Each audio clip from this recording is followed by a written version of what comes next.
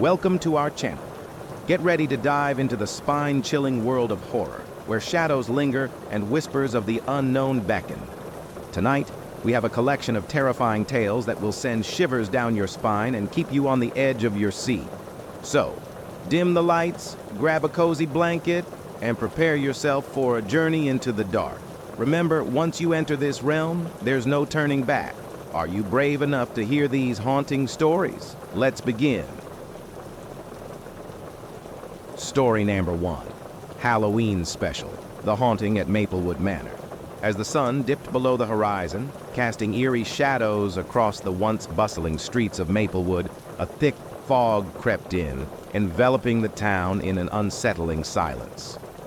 It was Halloween night, a time when the boundary between the living and the dead blurred, and whispers of restless spirits filled the air. Legend had it that Maplewood Manor, a decrepit mansion perched on the outskirts, held dark secrets that were best left buried. But this Halloween, the veil would be lifted, and the truth would come to light.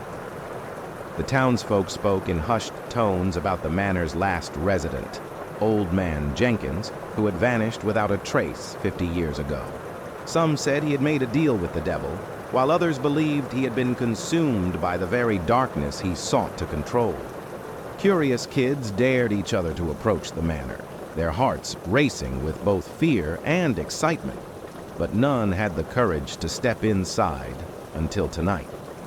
As the clock struck midnight, a group of 5 friends, Jake, Mia, Ethan, Sarah, and Liz, decided to test their bravery.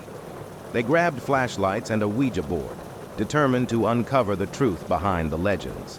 The air grew colder as they approached the front door, the wooden panels creaking ominously as they pushed it open. "Are you sure about this?" Mia asked, her voice trembling. "Come on, it's just an old house. There's no such thing as ghosts," Jake replied, though his bravado wavered as they crossed the threshold into the darkness. Inside, cobwebs clung to the corners, and the scent of mold and decay filled their nostrils. The only sound was the soft thudding of their hearts as they ventured deeper into the manor. They found a large, dust-covered parlor, its fireplace cold and empty. The friends set up the Ouija board on a rickety table, their flashlights flickering as if sensing the supernatural energy around them. "Is anyone here?" Liz asked, her fingers hovering over the planchette. The group held their breath, waiting. Suddenly the planchette moved, slowly at first, then with urgency, spelling out, "Get out." A chill ran down their spines, but curiosity overwhelmed their fear. "Who are you?" Ethan pressed. The planchette spelled out, "Jenkins." Before they could react, a loud crash echoed from the kitchen, causing them to jump. They exchanged panicked glances, but steeled their nerves. "Let's check it out," Jake suggested, his voice barely a whisper. They crept toward the kitchen, and as they turned the corner, the temperature dropped drastically. The air felt heavy, almost suffocating. There, in the middle of the room, stood a shadowy figure, a tall man with hollow eyes and a gaping mouth, as if trying to scream but unable to make a sound. "Run!" Mia screamed, breaking the spell of fear, and they dashed back through the darkened hallways, the figure's chilling laughter echoing behind them. They burst through the front door, stumbling into the night, gasping for breath.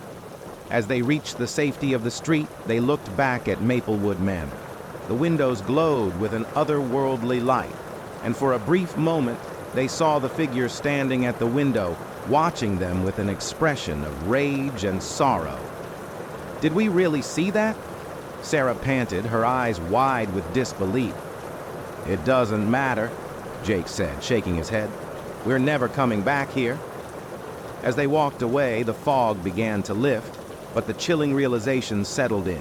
Some secrets are better left undiscovered. And as the town of Maplewood returned to its slumber, the whispers of the past lingered, reminding everyone that Halloween night is a time when the dead may just reach out to the living, and not all who enter Maplewood Manor will find their way out again. Story number 2, Halloween. Special, The Midnight Visitor. On the edge of the small, quiet town of Willowbrook sat a lonely farmhouse, forgotten by most. Every year when Halloween night came around, the townspeople would warn each other to stay away from it. They called it the Midnight House, because, as legend had it, anyone who visited after midnight never returned. This Halloween, a group of teens, Sam, Rachel, Ben, and Lisa, dared each other to visit the Midnight House. They were thrill seekers, eager for a real scare and to debunk the creepy tale. Armed with flashlights and their phones to record the adventure, they snuck out after midnight, the farmhouse looming in the moonlight like a ghostly shadow. "Are you all sure about this?" Lisa asked, clutching her flashlight tightly. "Oh, come on, it's just an old house," Ben replied, though even he couldn't hide the nervousness in his voice. They approached the house, the steps creaking beneath their feet as they walked to the front door. Sam gave it a hard push, and it swung open with a loud, eerie groan, as if inviting them in. The air inside was stale and smelled faintly of something rotten, sending a shiver down their spines. The teens wandered through the rooms, whispering and laughing nervously.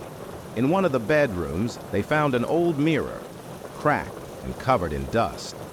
Rachel wiped the glass clean with her sleeve, and they all crowded around, shining their flashlights to see themselves. "Who would keep such a creepy mirror?" Sam joked, making a spooky face at his reflection.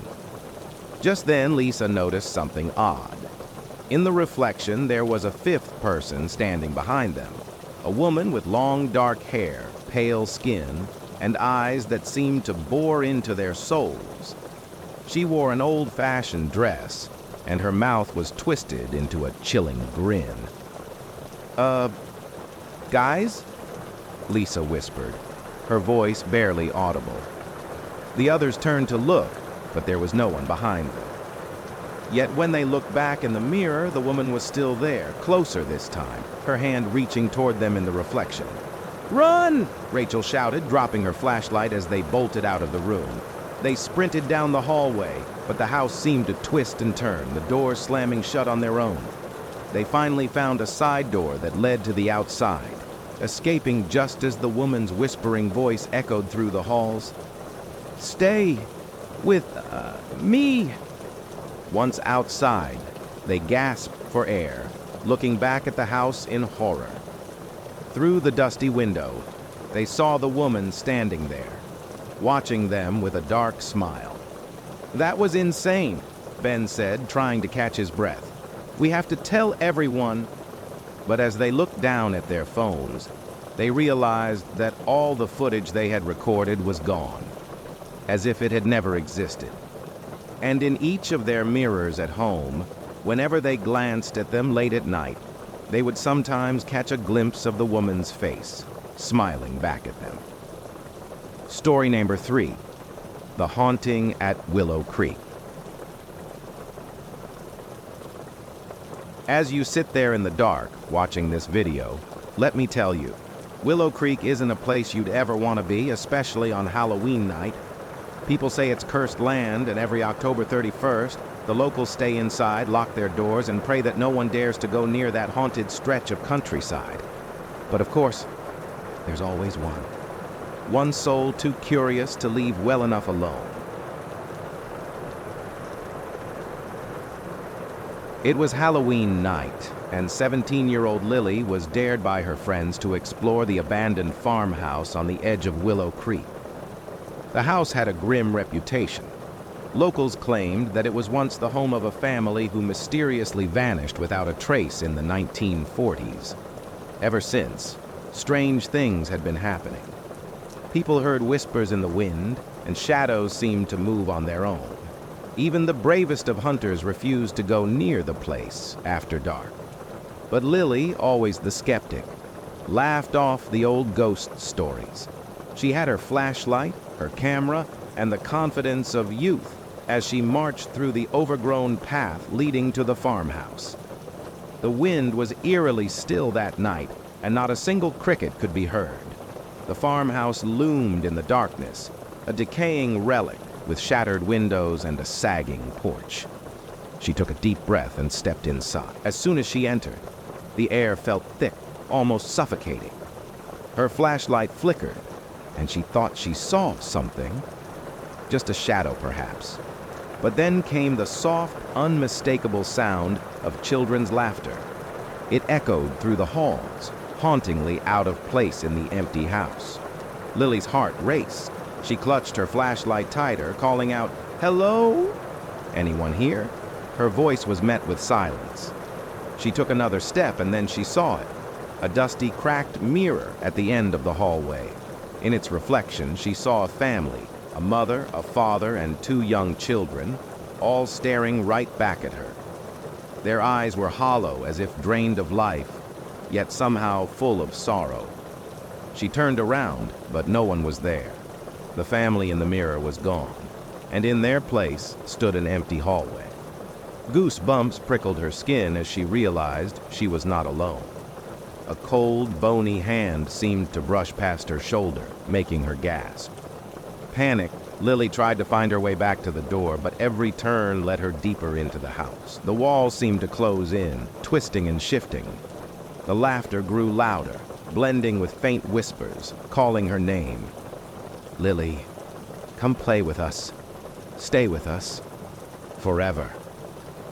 Her flashlight died, plunging her into darkness. She could feel eyes on her from every corner, watching, waiting. She stumbled backward, her breath shallow, her hands shaking. And then she saw it. An old photograph lying on the floor. It was the same family from the mirror, but there was something chillingly familiar. The little girl. She looked exactly like Lily. The whispers grew louder, chanting her name, luring her closer. She wanted to scream, but the sound was trapped in her throat. She knew then what had happened to the family in the farmhouse. And as the cold darkness began to close around her, Lily finally understood why no one ever returned from Willow Creek. To this day, locals claim that if you stand near the farmhouse on Halloween night, you can hear faint laughter and see flickers of light inside.